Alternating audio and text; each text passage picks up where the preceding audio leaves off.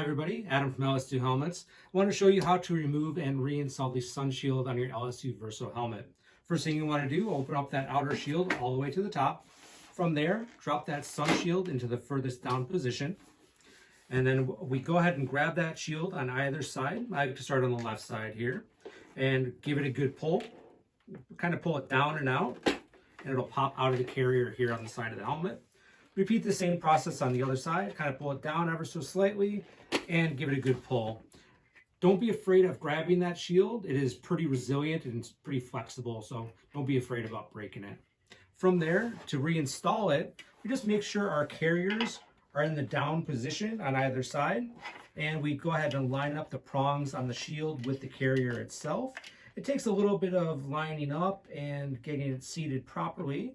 Make sure we don't force that carrier into the wrong position. Now I move on to the other side, and that carrier is in the down position again. Get my prongs lined up here with the carrier, like so, and just go ahead and push that Sunshield into the carrier here, like so.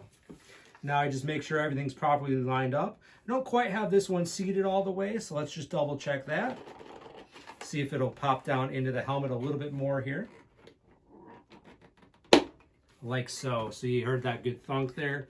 That means I got it in the right place. From there, I just open and close that Sunshield a couple times just to make sure everything's properly lined up and not rubbing anywhere.